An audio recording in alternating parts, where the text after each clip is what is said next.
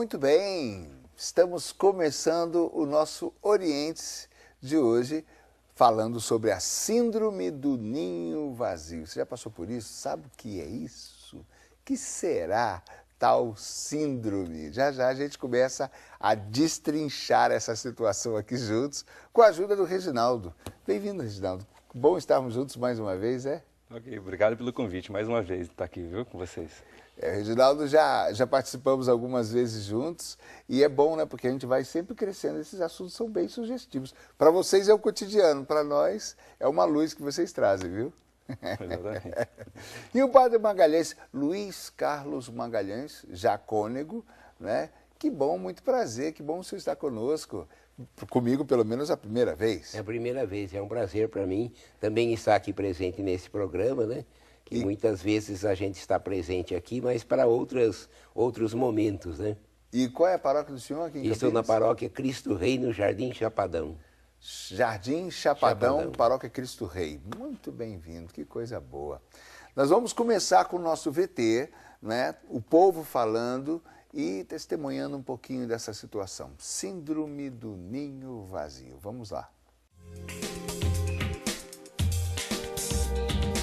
A gente tenta evitar, né, pensar nisso agora, que é difícil. Eu acho que é uma coisa natural, né? A gente tem que estar preparado para isso. Os filhos crescem, a gente tem que dar apoio, estar do lado deles sempre, em qualquer ocasião. É difícil imaginar essa situação, né? A gente vai criando, desde pequenininho, acompanha e chega uma hora que tem que voar para o mundo, tem que ficar por perto. Eu acho que tem que ganhar a sua vida, é lógico, mas não dá para ficar distante, que não dá para imaginar ficar longe. Eu vou ficar muito contente, eu vou gostar muito, eu fico bem preocupado, sou muito apegado. E eu creio que, na verdade, se ele falar isso pra mim vai ser uma benção, porque eu já ia, se você me perguntasse o contrário, eu ia falar, eu vou morar com ele. Hoje tem muito disso, né? Tem muita parceria também. E vai, né? Continua a sua carreira, tá junto. Ai, meu Deus, ia complicar um pouquinho, né? Mas tudo bem, só tem mais um em casa, já tá no último ano de engenharia. Então, graças a Deus já trabalho, então não ia me preocupar muito, não. Ia cuidar de mim mais tarde, a única opção que ele tem.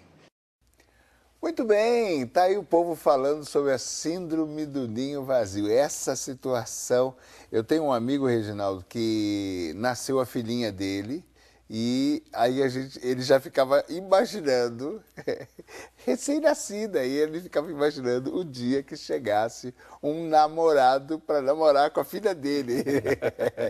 Ele já viveu a crise no nascimento. Tá antecipando o sofrimento. Né? Antecipando o sofrimento.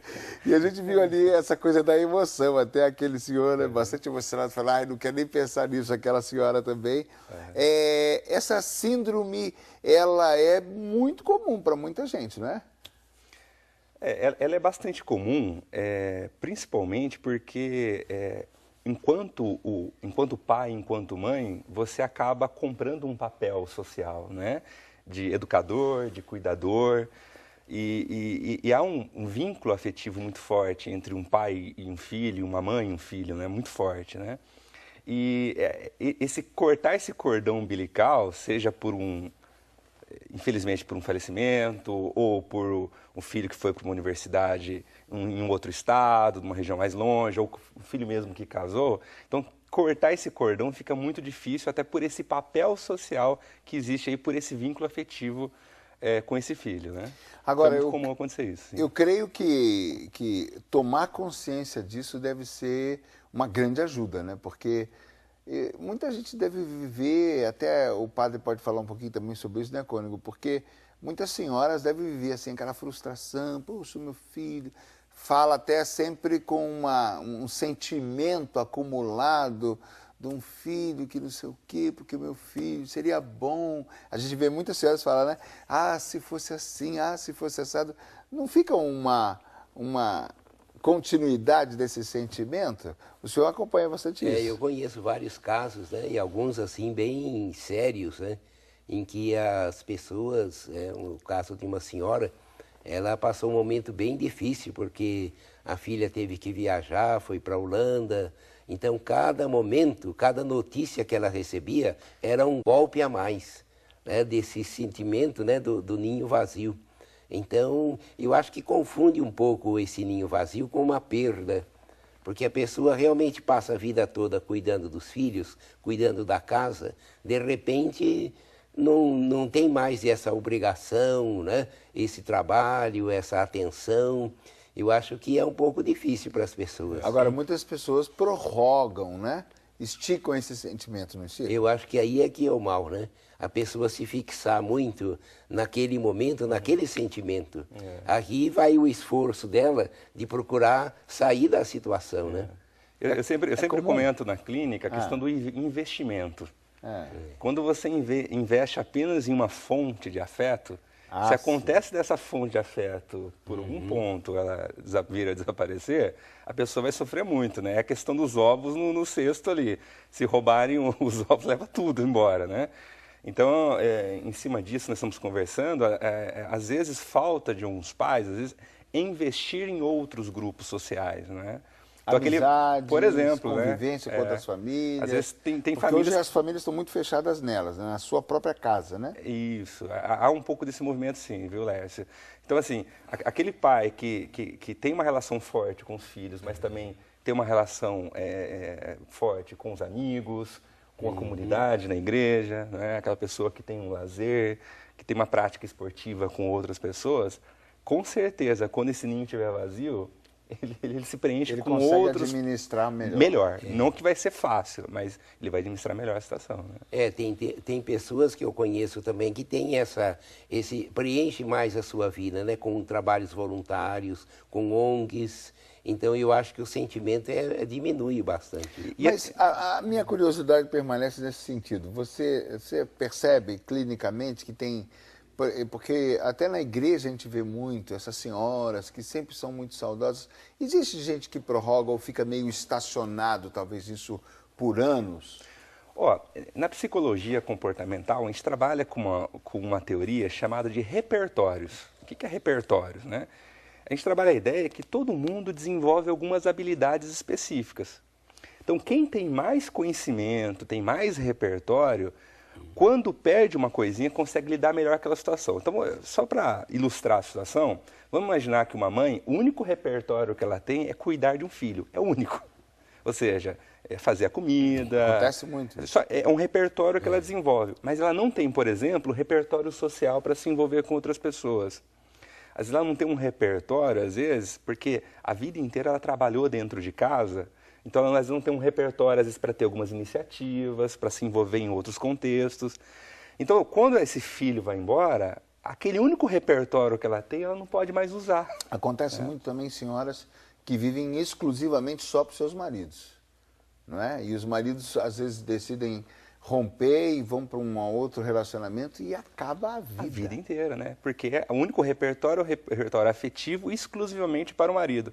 O marido foi embora como se perdesse a vida inteira da pessoa, né? A gente pode classificar esse ninho vazio com diversas pessoas ou essa definição é mais voltada para os filhos? Na literatura é muito comum não se falar apenas dos filhos, mas se fala também com outras pessoas também, né? É até engraçado, se fala às vezes até de genro e de nora também. Às vezes se pega um carinho tão grande pelo genro e pela nora, e quando há o casamento, às vezes os pais, eles sentem muita falta do genro e da nora também. Então a gente pode abrir também, assim, para o lugar, para o bairro, viveu 20 anos ali, de repente foi obrigado a se mudar, aí não tem mais os amigos e a pessoa ficar sentindo essa falta e ficar sofrendo por um tempo? É interessante você estar falando, porque o síndrome de ninho vazio é apenas uma metáfora, né, padre? Mas o que ele envolve? Envolve um contexto em que há uma relação afetiva forte e que uma dessas pessoas não está mais aí nesse ambiente. E o fato de ela não estar produz muita angústia, saudade, tristeza e, em alguns casos, até depressão, né? Então, a primeira dica que você já está dando é o investir em vários relacionamentos. Isso. Porque tem épocas da vida que a gente acaba, né, trabalhando demais ou só estudando. E você fica ali, quando você vê, passaram-se 10 anos e você até nem fez muitos amigos fora da escola ou fora do trabalho. Foi uma etapa que você estava por exemplo, meu genro agora, ele abriu uma empresa, então está ali na empresa dele trabalhando, várias horas, todos os dias sozinho ali. Então, daqui a 10 anos, às vezes ficou só ali sozinho e a pessoa não alarga os seus horizontes. Então, é por aí a dica principal? É por aí a dica principal. Mas eu gostaria de perguntar, tem Diga. alguma coisa a ver com a perda? Esse sentimento de que não tem mais com quem se relacionar, não tem mais esse cuidado, tem alguma coisa a ver com perda? Tem muito a ver com perda, sim, né? Quer dizer, se você tem um vínculo afetivo muito forte com uma pessoa e há esse cortar, essa quebra, então há essa perda mesmo de lidar com esse afeto, né? Então, a gente sabe que a vida inteira nós passaremos por perdas, não é? Perda da juventude, perda do trabalho quando a gente vai se aposentar, né? Então, o ninho vazio é mais uma perda afetiva em geral dentro da família, né? É uma perda. E eu tenho a impressão que nós não somos preparados e a gente não prepara as pessoas para essas perdas, para administrar essas perdas, porque a vida é feita de muitas perdas, né? E a gente sabe que a vida é como uma aula de matemática, né? Então, sempre tem mais um problema. Quando eu resolvo um problema, aparece um outro problema. Então, eu tenho que saber que se eu tenho uma perda, logo poderá surgir outra. Mas eu tenho que estar preparado para superar cada uma delas. Mas existe essa questão do foco, né? Que a pessoa pode ficar focada sempre em resolver problemas, por exemplo. Então, é uma pessoa habilidosa e dedicada a pagar as contas, a melhorar a casa, a arrumar um melhor emprego e fica focado muito nessa atividade, sempre desenvolvendo. Um pai, por exemplo, né? E até nisso, né, psicologicamente, a pessoa fica voltada só para um aspecto da vida e ao redor não convive, ao redor nem fala com o vizinho, ao redor nem vai na paróquia, que a gente está brincando aqui fora do ar, que o Monsenhor tem uma festa junina famosa aqui na paróquia, como é que é o nome? Cristo Rei. Cristo Rei, né? Então, essas coisas não parecem, não é, o Reginaldo, mas as pequenas relações, elas agregam, né? Elas trazem vida para a nossa vida. Exato. Eu sempre digo que uma pessoa com equilíbrio emocional, ela tem 4 pilares, né? Que é a autoestima, o senso de competência, a tolerância à frustração e o sentimento de responsabilidade, né? E cada pilar desse envolve investimentos diferentes. Não, então você vai me dar um minutinho para cada um deles. Vamos lá. Isso. Vamos lá. A autoestima a gente se desenvolve com relacionamentos sociais e afetivos. Peraí. Autoestima. Atenção, telespectador do Oriente. Aí começaram as dicas práticas, concretas que eu falei, hein? Que enriquece. Eu mesmo tenho que voltar depois no site para pegar essas dicas. Vamos lá. Outro dia estava aqui a psicopedagoga também, a Débora, dando várias dicas. Vamos lá, você. Então, a autoestima se desenvolve com relacionamentos sociais e afetivos. O senso de competência... A autoestima é o fato de você valorizar quem você é. Exatamente. Gostar de si mesmo. Gostar de si mesmo. Essa é a autoestima. E isso com os relacionamentos, porque eles alimentam... as pessoas gostam de estar contigo. Exatamente. Okay. O outro pilar é o que nós chamamos de autoconfiança ou senso de competência. Então, é você ser competente naquilo que você realiza. Sendo um padre, sendo um apresentador, sendo um médico, sendo um psicólogo, né? Então, quando você é competente naquilo, você tem um senso de competência, né? Você começa a desenvolver a sua própria credibilidade a respeito daquilo que você faz. Exatamente. Joga a bola que eu bato de cabeça e faço gol. É o senso de competência, né? A pessoa se sente muito autoconfiante. O terceiro pilar é o que nós chamamos de responsabilidade. Então, aquela pessoa que tem disciplina, não é? Ela cumpre os compromissos, os horários, né? Ela cumpre toda aquela rotina de trabalho dela, né? E o quarto pilar é a tolerância à frustração, que tem a ver com o que o padre está falando das perdas, né? Quer dizer, a pessoa que sabe lidar com perdas é uma pessoa mais tolerante. Mas os outros 3 pilares que vão dar sustentação, ou um vai dando sustentação para o outro sucessivamente, ou esses 3 dão sustentação para nossas perdas? A gente vai percebendo, por exemplo, que as perdas, em geral, elas estão muito ligadas à autoestima e à tolerância à frustração. Então, uma pessoa que tem uma autoestima melhor, que gosta de si, ela tem uma capacidade melhor, ela é mais resiliente, que é um termo que se usa também, né? lidar com fracassos e perdas. Então, a autoestima está muito ligada a isso. E a autoestima é relacionamento social. Voltando um pouquinho ao seu comentário inicial, que você falou de investimento daquela pessoa que trabalha em demasia. Então, pensando nesses 4 pilares, aquela pessoa que trabalha em demasia, né, o que nós chamamos de workaholic, viciado em trabalho, né, é aquela pessoa que investe muito em senso de competência, em responsabilidade, mas a autoestima, a tolerância à frustração, ela deixa de lado. Não, o tempo todo trabalhando, o tempo todo... Uma hora vai fazer falta ter esse pilar bem estruturado. Exatamente. E aí a hora que quando os filhos vão embora, esse pilar não está bem desenvolvido, não foi bem investido nele, é a hora que a pessoa fraqueja. Mas eu nunca tinha pensado nisso e é interessante. Os padres têm uma tendência, por exemplo, a ter uma boa autoestima, uma alta estima mesmo, porque as pessoas elogiam, as pessoas... O tempo todo ele está convivendo com uma pequena multidão, né? Então, a autoestima a gente cresce a partir das relações sociais.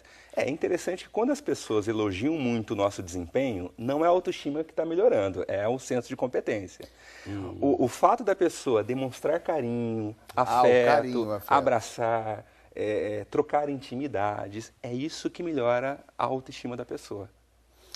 Então você vê que tem um detalhe, um refinamento aí, né? É, isso que eu estou vendo. Eu sinto muito esse lado, assim, da competência, né? Que o pessoal elogia muito o trabalho, né? Isso. Então, são vários campos que a gente trabalha e esse tipo de relacionamento que a gente tem na linha da comunicação.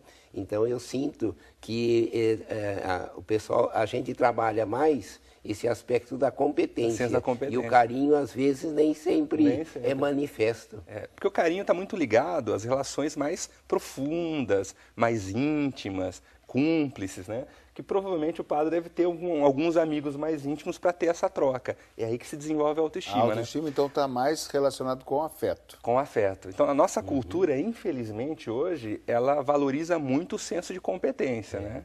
Entendi. E aí pega a gente pela vaidade. E até a gente, no Brasil, a gente compra muito de fora o modelo social, né? Então, a gente comenta que o pessoal na Europa fica mais no seu senso de competência, mais na sua casa, no seu trabalho e não convive. Exatamente. E o Brasil está se tornando muito disso, por exemplo. Exatamente. Né? A América também. Isso. E o Brasil está se tornando então, muito disso e perdendo o famoso calor humano, que é o que dá a autoestima. Exatamente. Então, nós estamos passando de uma sociedade que vinha tendo uma autoestima boa para uma sociedade com um senso de responsabilidade e competência muito grande, mas com autoestima menor. Aumentou a exigência profissional. Exatamente. E a social está perdendo para isso. Está se perdendo aí.